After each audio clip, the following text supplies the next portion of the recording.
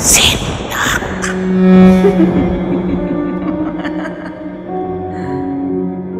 Ako po si Ella. Ang kwento ko pong ito ay base sa karanasan ng tita ko na siyang sister-in-law ni Mama. Ito po'y naganap somewhere sa province nila lola ko sa Leyte. Fiesta daw po nung panahon na iyon nang may maging bisita daw po sila lola na 3 dalaga. Siyempre dahil fiesta, ganun naman po talaga sa probinsya na kahit kung sino ka o kahit ano ka pa, magiging bisita ka lalo kapag may fiesta. Kumbaga, hindi na po pinipili, hindi na po sinisino. Yun na po kasi ang nakagawian nila doon sa lugar na yun. Ang isa pa po noon si Red, si Lola kasi ay meron pong kaya sa lugar kaya talagang kilala at puntahan po siya ng mga tao. Biro pa nga po noon ng ilang mga kakilala na malapit kay Lola kung bakit hindi na lamang daw po siya tumakbo bilang alkalde sa lugar na siyang tinatawanan lamang po ng aking lola. So back to the story. Ang nangyari po kasi ay ganito.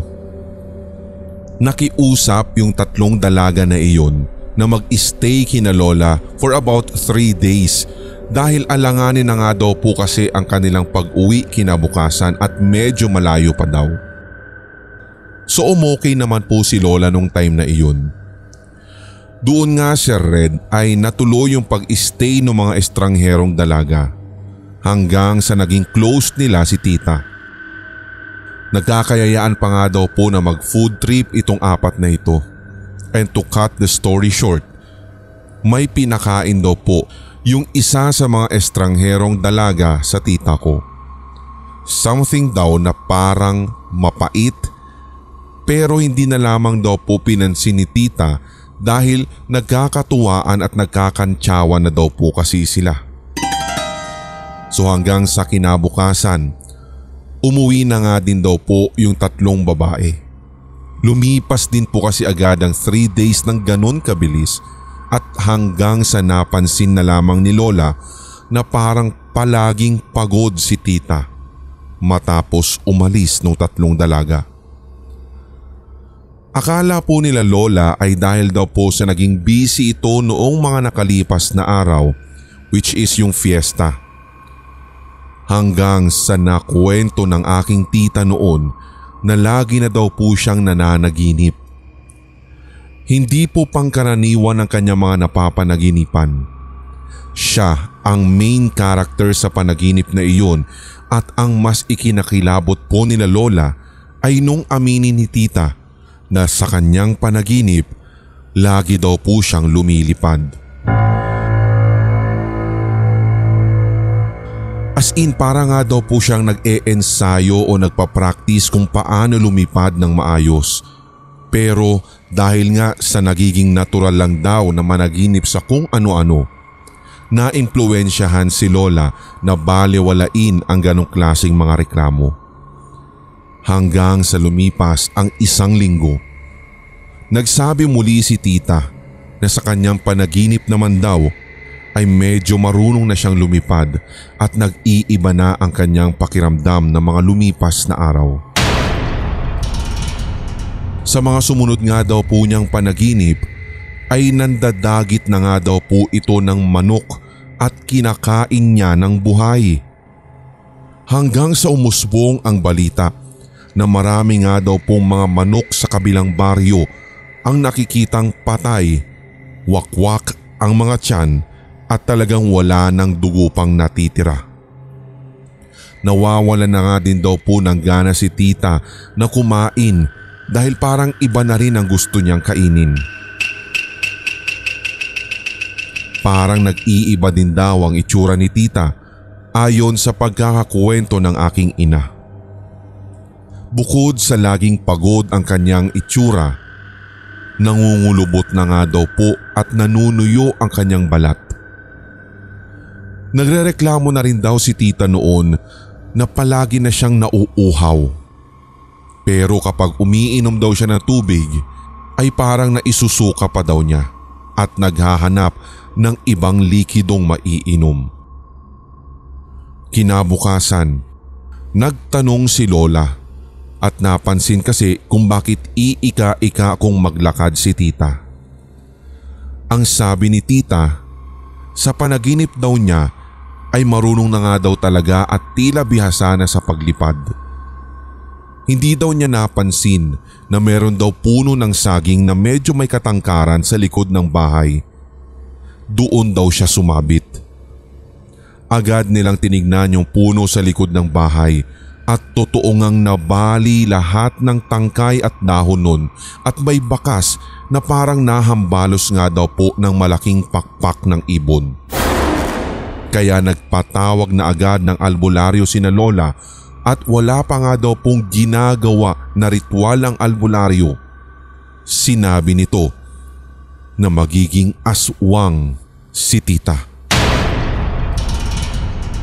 Isang linggo na nga lang daw at magiging ganap na ang kanyang pagiging aswang.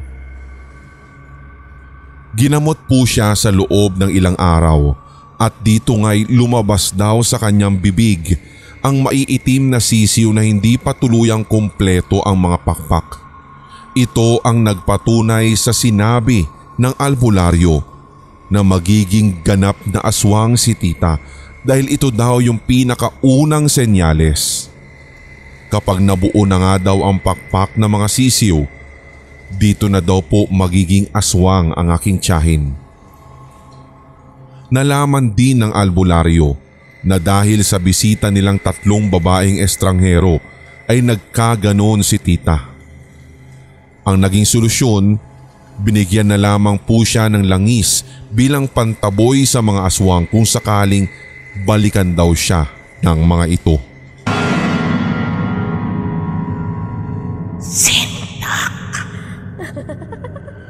Huwag niyo na lang pong banggitin, Sir Red, ang aking pangalan. Ito pong aking ibabahagi ay isa sa mga hindi ko malilimutan na hike. Ang aking paalala lamang, huwag na po kayong aakyat sa Mount Cristobal ng mag-isa. Mas mainam kung grupo kayo pero huwag kang hihiwalay sa kanila. Natatandaan ko po kasi noong 2005 nang pumunta ako sa Dolores kasama ang isang kilalang mountaineering club. Sa katunayan, yung kaibigan ko po talaga ang miyembro doon at ako po ay saling pusa lamang dahil hilig ko rin po ang pag-akyat. And then kalaunan ay naging miyembro na rin po ako makalipas ang 5 hike namin. Pero ito pong umpisang ito ang pinaka natatandaan kong nakakatakot. So bandang 2:00 na po ng hapon iyon nang makarating kami sa Dolores dahil ang dami po talagang delay. So ako na rin po yung umaktong leader ng grupo dahil sa tingin ko'y isang diretsyong daan lamang ang aming lalakarin. Hanggang sa bigla kong na-realize na napabilis pala ako ng lakad kaya tumigil ako at naghintay sa aking mga kasama. Pero ang ipinagtataka ko lamang noon kung bakit wala pong nakasunod sa akin at parang kahit ilang minuto pa po akong tumambay doon sa kung saan ako tumigil ay parang walang dumarating. Dito na po ako nagsimulang kabahan. And then after an hour, saka ko pa lang sila nakita na paparating dahil naririnig ko na rin ang kanilang ingay. Agad ay ibinungad ko ang tanong na, "Bakit ang tagal-tagal nyo?" Ngunit sagot naman nila, "Ano? Sumusunod lang kaya kami sa'yo. Nakita ka nga namin ilang minuto pa lang yung nakakaraan eh." Napaisip ako bigla. Agad ay pumasok sa aking isipan kung bakit masama talaga ang imahe o kaya'y nakakatakot ang imahe ng lugar na to. So ipinagsawalang bahala ko na lamang ito, Sir Red, at kunwari ay walang nangyari talagang kababalaghan. Subalit nung gumabi, matapos ang aming kwentuhan, Bilang isa nga din po ako sa mga masasabing freelance na climber, so nagsarili po ako ng tent. Bigla akong nakaramdam ng panunubig. Matapos akong umihi ay napansin ko po na may kung anong umiilaw sa loob ng aking tent. Tingin ko ay isa ito sa ilaw mula sa flashlight ko. Pero ang mas ipinagtaka ko ay hawak-hawak ko ang flashlight ko nun. Sa sobrang takot ko ay ginising ko ang mga kasama ko, subalit nung tingnan ko uli ito, bigla naman itong nawala. Tinapik ako nung isang kaibigan namin. Ang sabi ay baka guni-guni ko lamang daw po ang lahat. Nang walang ano-ano, may liwanag kaming namataan sa likuran namin. Kasing liwanag ito ng ilaw kanina na nasa loob ng tent namin at nang tignan namin ito ay bigla siyang nawala. 2:00 ng madaling araw iyon, Sir Red. Napagpasyahan kong wag na lamang matulog. Hindi na rin natulog yung ilang mga kasama namin kaya't ang ginawa namin ay nagkwentuhan na lang kami. Para sa akin, ito ang pinakamahabang kwentuhan at tinambay namin na aming nagawa sa nasabing hike.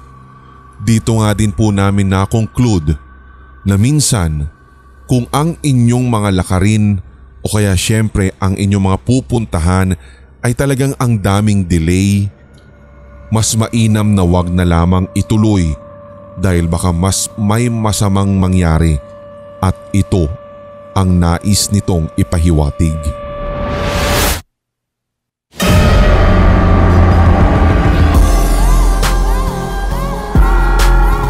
At inyong napakinggan ang tampok na one-shot Tagalog horror story.